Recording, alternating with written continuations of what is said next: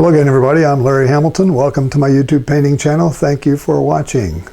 Today we're doing a live broadcast, and for some reason YouTube told some of you that I was going to start about 3 hours ago, and apologize for that. I don't know if it was my mistake or their mistake, but for some reason they had me set up for Pacific Standard Time or Daylight Time instead of Eastern Time, and I couldn't find a way to change that. So typically, if you want to make a note of it, I usually do these almost all the time at 1 p.m. Eastern Time. So whatever that translates to in your country, please make a note of that. And if you get a message, I'm starting earlier, I probably are not going to be starting earlier than that. So anyway, that got that over with.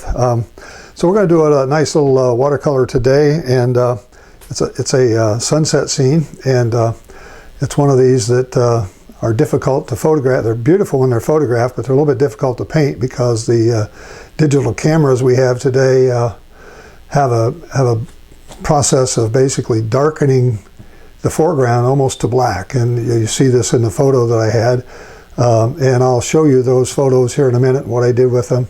But they are out on my website. There's links below this video and below this broadcast for you to get them and download them and use them for your own painting.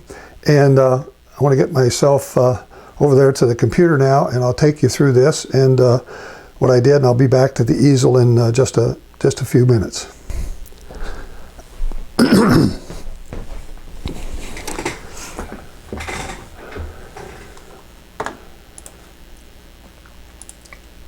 Okay, I'm back at my computer, and here's the original photo. It's a beautiful sunset. I don't even know where I got it. I don't have any photographer's reference for this. I hope I'm not taking somebody's work, but there's no indication on this photograph or with it that said who the photographer was. It could be anywhere. I'm thinking it's in Florida. I'm calling it a Florida sunset, and so that's what I'll be calling it. And I did a thing, my grid, which I usually do from griddrawingtool.com. Very nice little website. It's sponsored by arttutor.com. And they have this method of letting you upload an image and put a grid on it to your satisfaction, and then download it and use it. So this is my typical 4x5 grid that I use for my 11x14 paper, which I almost always paint on. And it was a little bit off, a little bit too tall, but I did a 6x6 grid, and this is what a 6x6 grid looks like. Is that right? 1, 2, 3, 4. I'm sorry, 6x5 grid, and it almost fits the page perfectly. But there's not enough detail in here to really need a grid. It's just a lot of big shapes, and we're going to use those. And for my value map, instead of trying to just copy these dark shapes, I just took the black and white version. I took all the color out of it, and I'm using this as my value map. And so you can see a lot of this painting is going to be in the clouds, and trying to get some of those nice soft textures, get some of those beautiful colors in there. And I did do a little hand sketch here on my sketchbook like this. This will be out there. You can use this if you want to download it. It's not a great sketch, but it was done very quickly, and I don't have enough dark in it, of course. But anyway, that's the set of photos I want to share with you. And so those photos are out on my website, and you can go get those and use them for your purposes. So glad to see everybody still here. I'm sorry I got mixed up on the time, but glad you're with us. Lindy, good to see you again. I'm going back to my computer now, and I'll be right back. Going to my easel. I'm sorry, going to my easel, not my computer.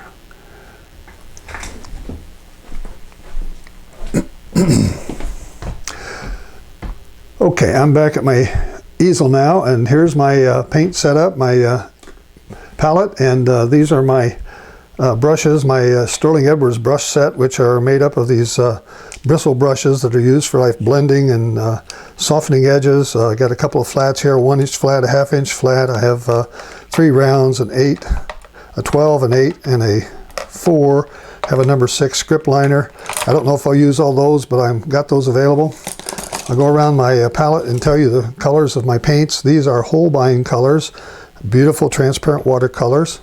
And we start here with Payne's Gray, Cobalt Blue, Ultramarine Blue Deep, Royal Blue, Permanent Violet, Green Gray, Umber, Burnt Sienna, Quinacridone Scarlet, Bright Rose, Brilliant Orange, Quinacridone Gold, Permanent Yellow Deep, and Cad Lemon Yellow. So those are the colors, the paints, and that's what we're going to use today. And I wanted to show you another little tool that I have. I don't know if I've talked about this before or not, but they sell things called a proportional divider. I don't know if you've ever seen these or tried to use them, but when you're trying to transfer something from a smaller image to a larger image on your paper, if you don't want to use the grid system for something like this, there's just 3 or 4 objects on this page. You don't need to do a real detailed grid system like I showed you. The grid was really kind of overkill for this, so I didn't really use it. But this thing, you basically have a lot of settings here to set this, and you set it by the size of your small image here. You'll say that this is the height of the small image. You'll spread it out, and you'll see here on my up here. So if I say that's the height of my small image, and I want to raise it up to this size, 11 by 14, it does that. So everything that I measure on this upper on the photograph with these pointers here, when I transfer it down to the lower image, it will automatically have changed it into like the height of that tree, for example. So it's not to be used for everything, but it certainly works on something like this where I want to know really how high this, because this is a sunset, it's got a very low horizon line. This little cabana here that's at the end of this pier is not very far off the bottom of the page. So by using this, I can say, well, if I put it here, it's just about there. So that's the technique I'm using. This, I forget how much I paid for this, but there's a website called Accuracy, A-C-C-U-R-A-S-E-E,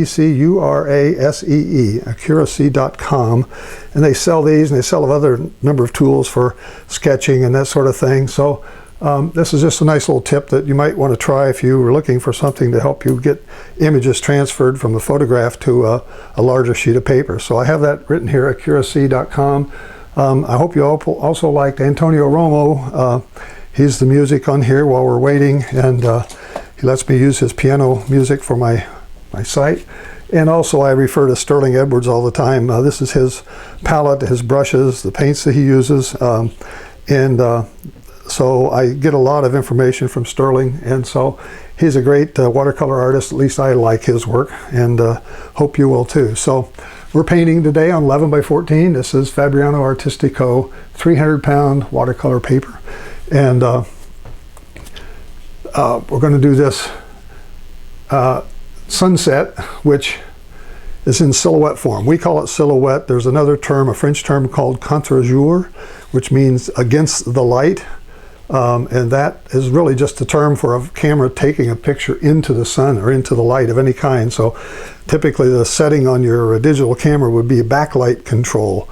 So it has a way of lightening the foreground so you can see the background, or changing the background in ways, and that's what makes these silhouettes so beautiful. They're so attractive. So anyway, I don't want to spend a lot more time on it than that, but I want to get going on this. And we're going to see if we can do this with almost no sketch. There is a sketch you can get and download it, but I want to get the camera set up here, so I'm going to use my controls and get myself set so you can see this whole painting here and see the palette. I think I'd learn how these controls work instead of having to go backwards all the time. Okay, so that's that. I have my palette over here in the lower right corner for you, and I have a couple other cameras watching, and I'll be able to re-edit this when I get done and make it so it's a little better than just what we have here. I can move this palette around for you online here, and so it's not in the way when we're painting. So I'm going to put some of this bright yellow in, and I'm going to use, I think I'm going to try this Quinacridone Gold here. It's a very beautiful gold color, and I'm going to add to that some this lemon yellow, I think, to try to brighten it up just a little. Really the area here in the middle, right over this, behind this dark shed here, not shed, but it's like a cabana or whatever, is really, really almost white. So coming right down to the horizon line here, I'm going to just put this in right across there and start like this, let it sort of fade out. And I'm going to need to hit that again with another color here to help give it a little more depth. I'm painting wet on dry here now. I'm not using the total wet on wet approach. Want these to be smoothed out and soften edges everywhere I can. This area should be soft up here on top. And I'm going to start putting some of this brilliant orange on top of that. And let it sort of work its way in here. That's pretty orange. Add a little red to that. Make it just a little redder. Like this. Something like that. Let it sort of run together. Make this colors that we like. Again, add some water here. Soften that edge so we don't have a lot of hard edge. I'm going to put a little extra water up here, just some clean water, as we start making some of these other clouds. I'm going to be covering a lot of territory up here, so I want to put some of this up here. There's a little bit up here in this area. Brilliant orange. Put some of this other colors in here like this. Throw some more water on there. So I'm getting a lot of running here, which I always do because I paint vertically, which you know. I was tempted to try to do this horizontally again, but I gave in and decided to just do it my vertical method here.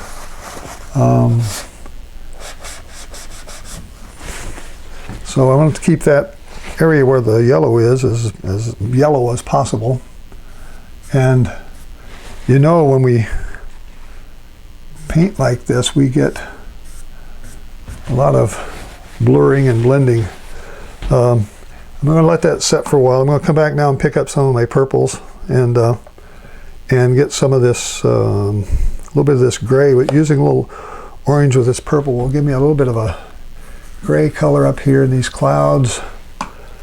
I'll make this, wet this down a little bit up here so I have some soft edges that I can create. Just kind of wetting it where I need it right now. I'm not wetting the whole thing. I'm not getting it all soaked so that it is all super wet. But I am kind of putting in these colors here of these clouds using purple, a little bit of this red orange, which gives me a little bit grayer color.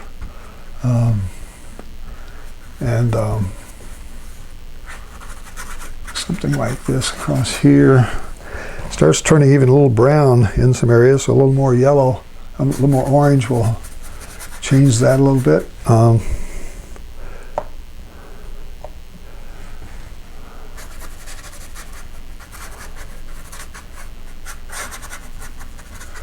So I'm trying to keep that as soft as I can, letting it blend together. We actually have some blue up here, a little bit of blue. I'm going to throw a little cobalt blue, I think, in here. I don't like cobalt blue. That's got too much green in it. I'm going to go get my ultramarine blue, which has purple in it. And I'm going to put a little light wash of that up here at the top. And just run it all the way across. And let that all go together here.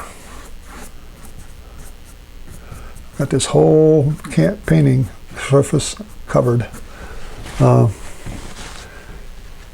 Some of these giving me some hard edges here are not terrible. I'm going to try to take advantage of that where I can. Put in some more yellows in here. Pull this together. It's got a lot of this light white area over here which mixes with the orange and comes up here and gets mixed in with the purplish color. Okay.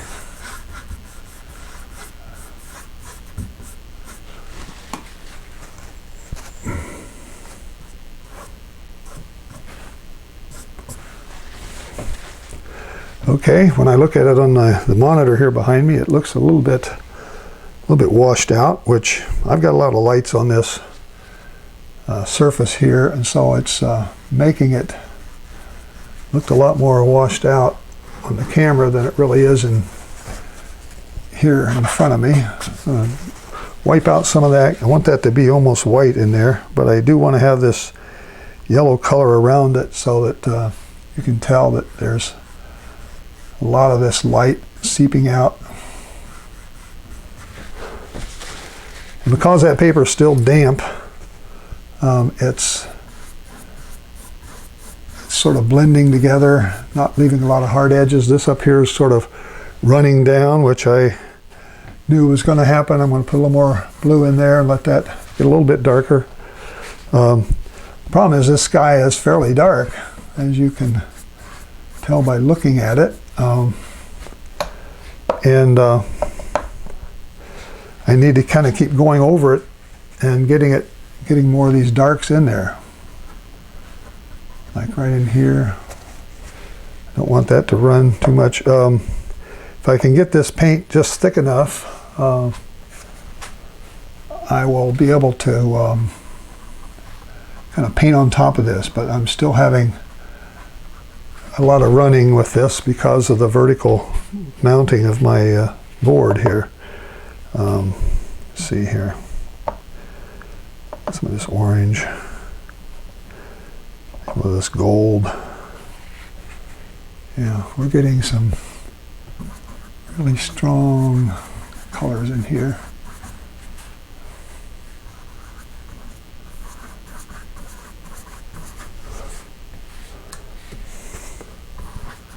So I'm using that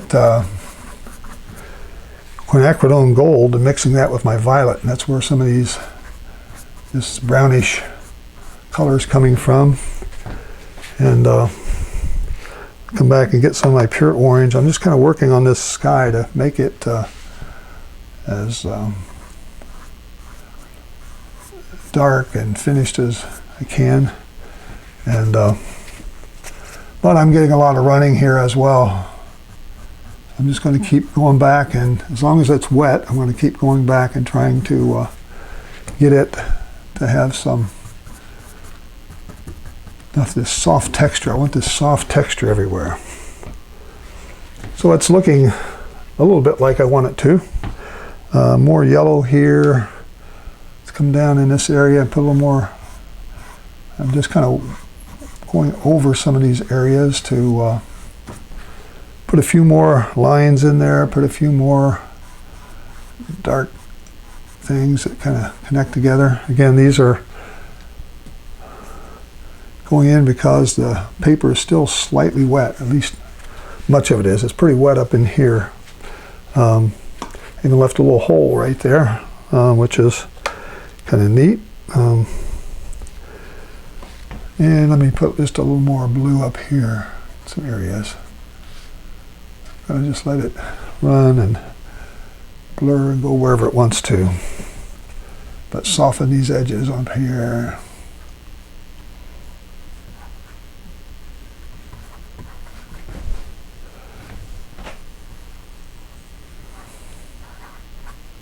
Covered that hole up. See, I'm getting this big old run right in here. So I can always go in and dab that out. And we'll pick up some other of these colors and come back. So a little bit, if I get more paint on my brush and less on the paper, I can keep that run from happening pretty much. But any water is letting this thing sort of just go crazy.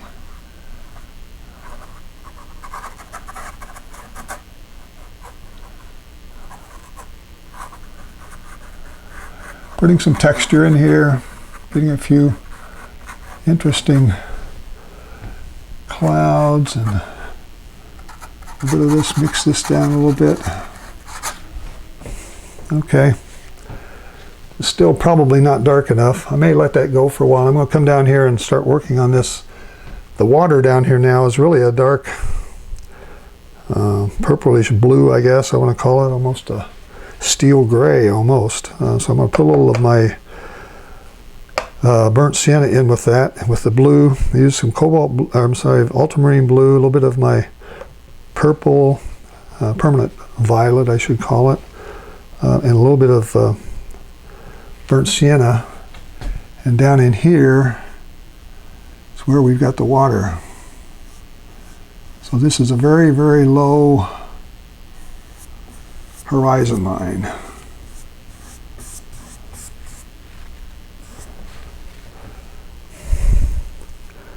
More of this color, the brown, the burnt sienna turns this more of a gray.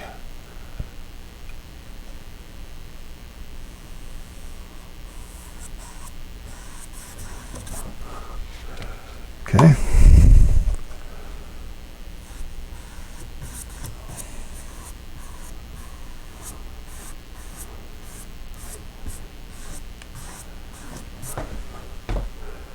Okay.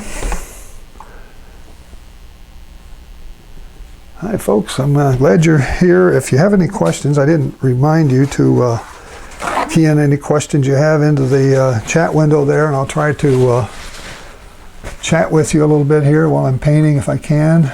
I'm going to pick up some of that hard edge, a little bit of this hard edge. I don't want it to be too hard. Up here I got a hard edge going. I'm letting this dry out just a little so I can get some more of this other colors in here. And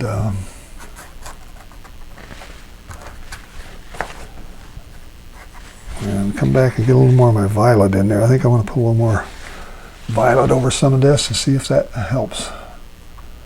Give me just a little more.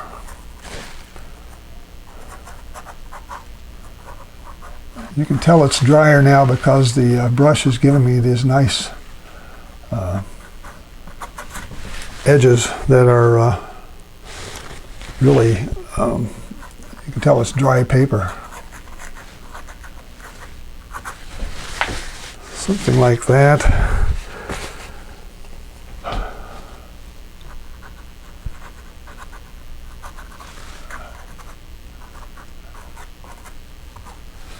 And just putting a little extra water in there kind of just softens those edges again a little bit. The other tool I use for softening edges is this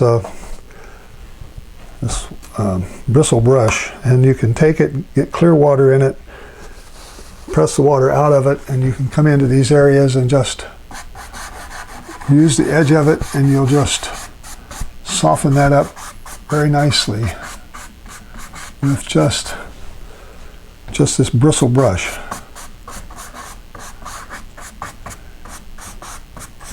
And so it's giving a soft texture to these clouds. The clouds should have a soft texture,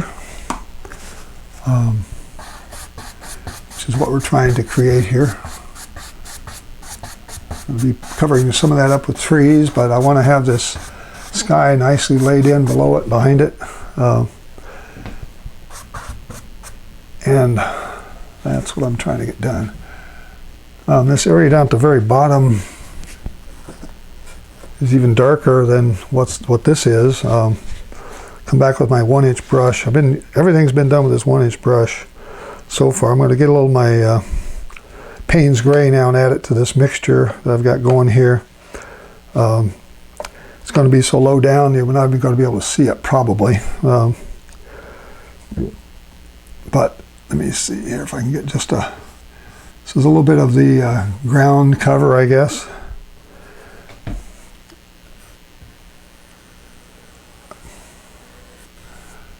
This is really what I'm painting right there. That's really the beach.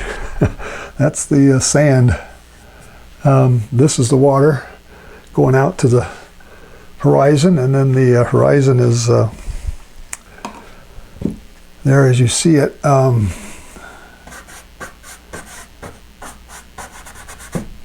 I just want to kind of fine-tune this a little bit. Add a few more colors and stuff going on in there. It's probably still not dark enough, but I think it's going to give the impression that we want to give here with these. I wonder if I could put a little more blue in there, just a touch of blue. I'm going to use my big brush here, and maybe too much. Come over here this way, just put down some. It's dried out enough that I'm able to get that darker blue in, which I think helps. It helps drive the eye down because it's darker on the top. That wasn't in the photo that way, but I think it's needed for this painting. And now as I'm coming down, I'm going to do the same thing again. I'm going to come back with my purple, permanent violet, my orange, gold, quinacridone gold, and permanent violet. And we're going to get a little bit of a color that's a little drier paint, if there is such a thing. It's drier because I've taken some of the water out. So I've got this color that's kind of turning brownish. And when you can tell how dry it is, if you run your finger across this and it fills back in, it's pretty wet. If you run your finger across this and it leaves an open mark, it's fairly dry, or what I would call dry, which means it will go on top of this paper and will not blend too much with it. Let me get this darker here. Okay. Plus the paper's drying out a lot, so I'm just going to come in and hit this again with this big old bristle brush. See if I can get some more over in this way, in this area right in here. There's another cloud floating around over here. Got some of this orange color in the middle, and a few more things over there. Okay, so again, I don't want a lot of hard edges in here. I just want to soften a few of these edges. Like that, and it kind of just helps to kind of pull it together maybe. A more purple that's just purple in and of itself. These colors are transparent, so you kind of see through them. You can see the other colors behind. If you add a few touches here and there,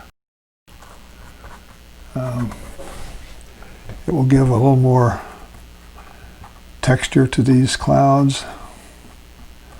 So they look a little more like clouds if they have some shadow and stuff going on.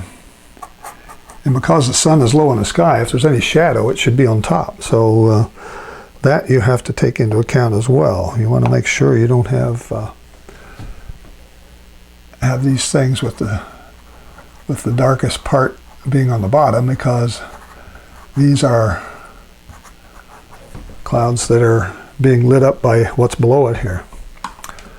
All right, so that looks pretty decent. I'm going to stop with that and see if I can maybe start putting in a few of these trees. And it's still wet up there. I think I'll work on this little cabana here.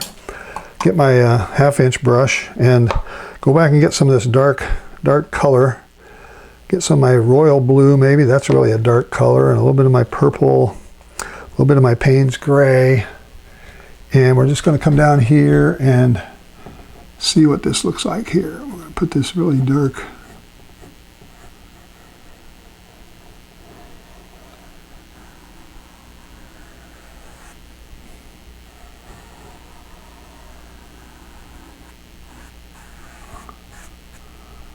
Something like that. And we're going to have a number of piers here that kind of all go together and hold this thing up. I'm making them a little bit different widths, different heights, different distances apart. It's this really, really dark color you see here.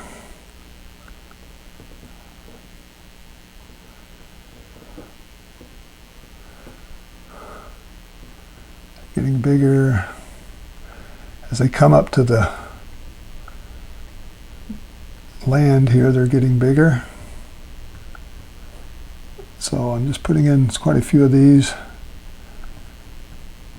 And we want this they kind of look like they're just sitting on top of the water now, right? So what are we going to do there? We're going to put a little water here, and we're going to sort of blend them in. Let's put let's just see here. It'll be good and dark. And so this area here has got shadow under it. So let's put a little shadow, take a little water, so mix it in here and just sort of blend it down into the lower level.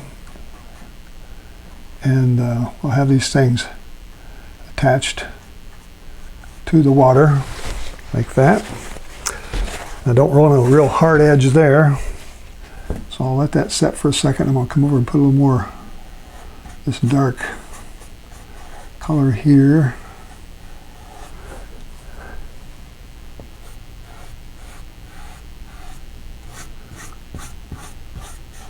Okay, so that's pretty good for that. I'm going to take a little of clear water here and just sort of soften this again so that it blends and runs together and gives me something that looks like it belongs there. It's not just stuck on. We didn't glue those things on.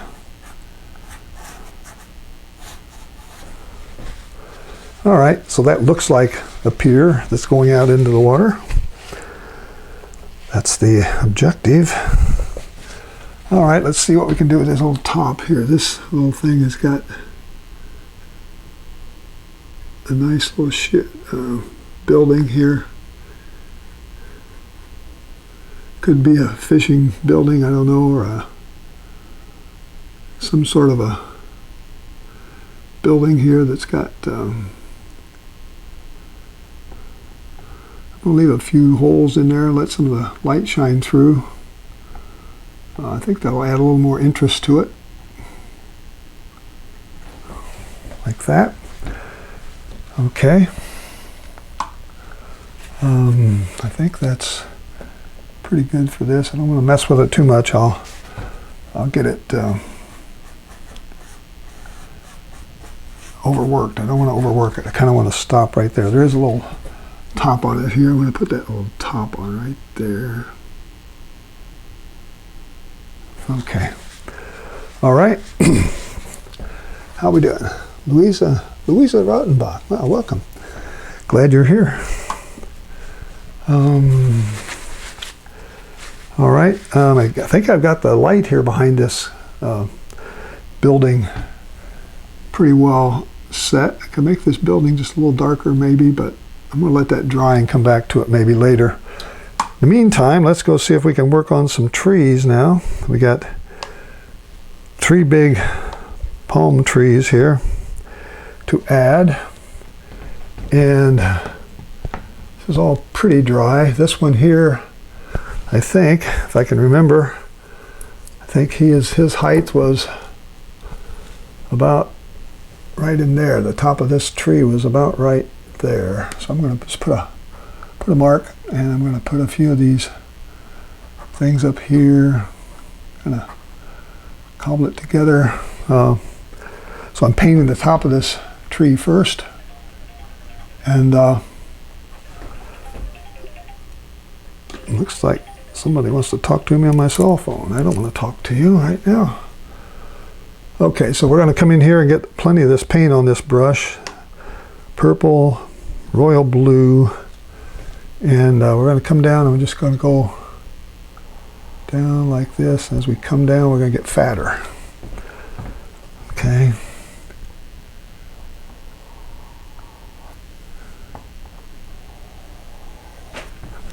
Okay, and then we've got a bunch of these things going off here into the, we got another little blurb here that sort of hangs down like this. This is the, we got some that kind of come out like this and have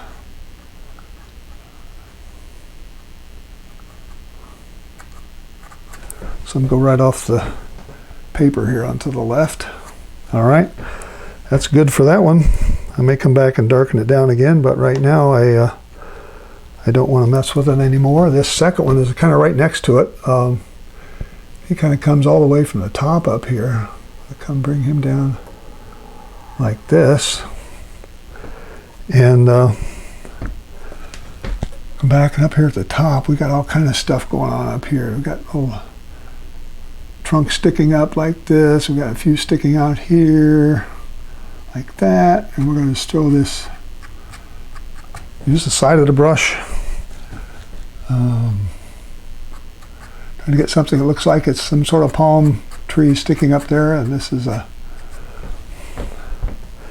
almost looks like a pine tree, the way it looks to me, which makes me wonder if this really is Florida. We do have pine trees here, a lot of pine trees in Florida, which I was surprised at. But nevertheless, we got a lot of palm trees, all kinds of palm trees. I had no clue there were so many palm trees in Florida, or even that many palm trees that were in existence. Okay, so I'm adding some darks in here, adding a few more things to hold this up, because I put that in there on purpose. And so these little, using this flat brush, just lets me put all kind of interesting shapes and things that look like they're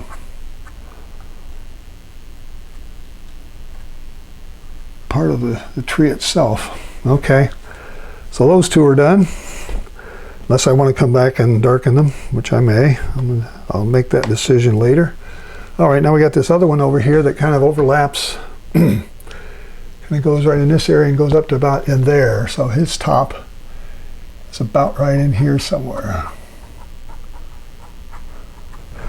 So you hardly need a sketch for this. You just kind of follow approximately where you are in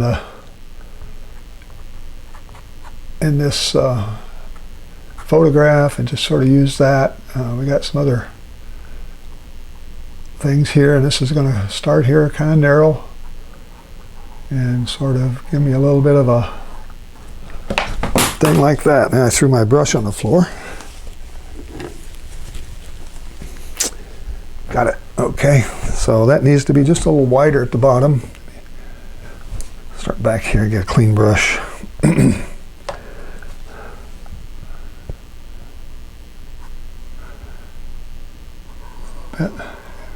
Coming down, just push harder and push harder and push harder, and you just make it wider because the brush spreads out. So we got another little, it's probably a term for this little thing that hangs out, but this is a little knot that's on there with some fronds on it of some sort. And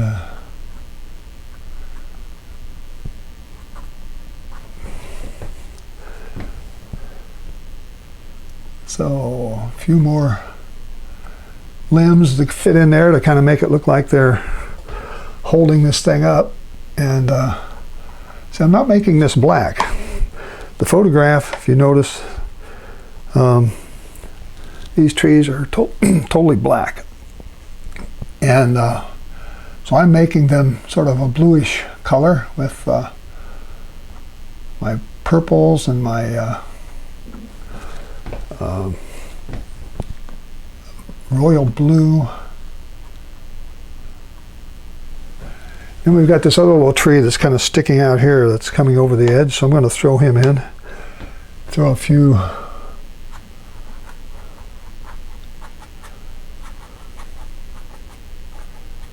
something like this. This shows there's another little tree in the mix. And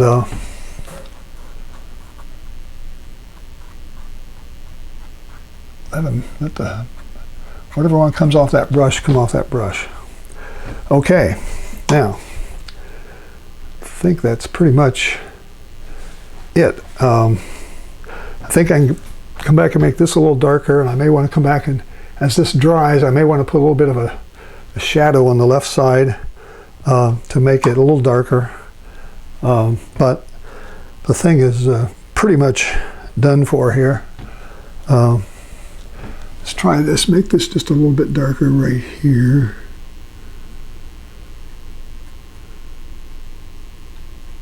this is sort of the focal point, I would say.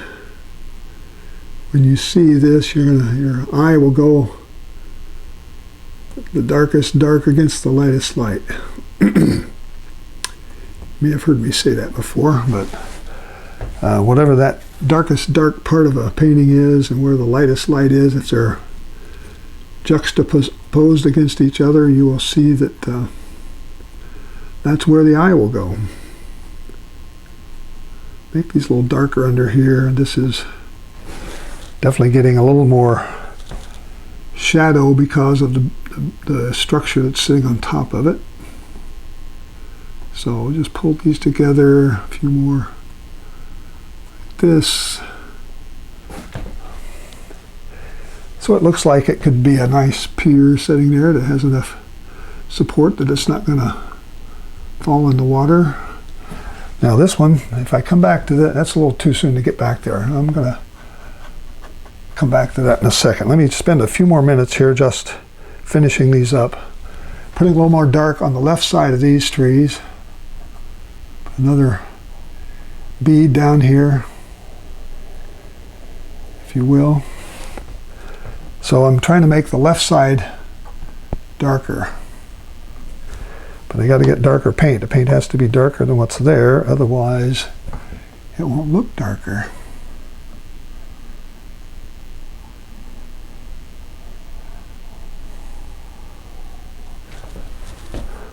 So maybe you may be able to see that is a little bit lighter on the left side, or on the right side of this tree than it is on the right. I'm going to put a few more darks in here. I've got really one value in all of this stuff. So if I can get another value in there, I'll give it some more depth and make it look more three-dimensional, which is what I want to do. Anything that's kind of away from the light, I'm going to darken that a little bit. Same with this over here. Put a few more spots of dark in here. Just kind of, these are kind of finishing touches, I guess, to kind of make it look just a little more realistic, make it look a little bit more accurate. I'm not trying to copy that photograph exactly, but I am trying to give this enough realism that you know what's going on there, and you know that we've got these palm trees, pine trees, whatever they may be. All right, then this one over here, I'll come back and do the same kind of thing to him and put some of the darks. Now the darks on this guy are going to go more on the top and right side, because the light's down here and it's shining up, right? If you put the darks below, you'll be trying to fool the eye to what it would naturally see. And because the camera made this all black, you can't really tell the difference, which is one of the faults with a digital camera. Digital cameras are really great for getting fast photos and being able to see what you're photographing, because you don't have to have anything developed like we used to do, but they also distort values, and so you just have to be aware of that. It's not a big deal, but if you can understand that, I think you'll have a nice painting. And I probably could come back, I don't know if I even want to try that. I'm going to try maybe just a little bit of this orange. See if I can put just a bit of that on this side of this tree to lighten it up. You can't even see that, I'll bet. I'm just putting a little light coat of this yellowish orange on the right side of this tree to give me just a little bit of a highlight almost, a highlight on this side. That bright yellow, this lemon yellow, makes a good highlight color.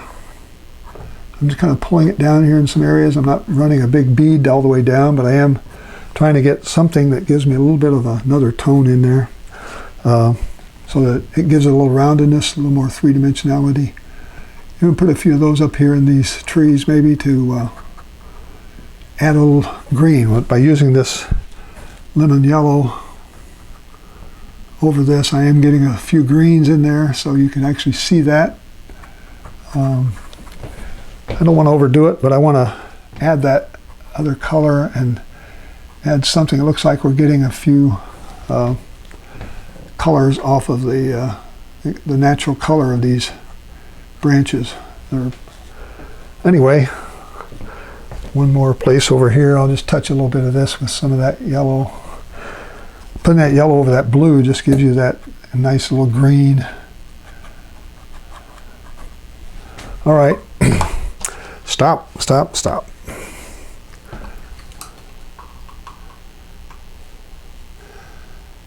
Thank you guys. I'm really glad you like this. I'm going to come in here. I think I got enough room to put my name right here, and we'll call this one finished.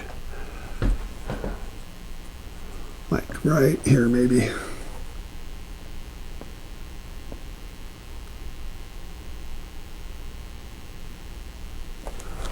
Okay, I've got her done. Okay folks, I'm going to zoom back and take off my palette and line this up for you to kind of look at it. And it's not as orange as the original photo. You can see the original photo up there at top. And I could come back and put another layer of orange. This looks pretty orange here to me on the camera. It looks like it's kind of washed out, but I could put another dark layer of orange in there that would maybe brighten it up just a little. And I may do that after we finish, but I just don't want to tie you up anymore. Glad you joined me today. It's been fun, and I hope you give this a try. Hope you check out my website, check out my Facebook page, and check out Antonio AntonioRomos.com. His website for his music, if you like his piano music. And I think that's about all I want to say today. And I'm really glad you joined me. I'm glad you stayed with me and didn't get confused by the message that YouTube sent you that I was starting at 10 a.m. Pacific time. I've got to figure that one out now. Anyway, thanks for being here, and good to see you again. I'll see you next time. Thanks for watching. Bye.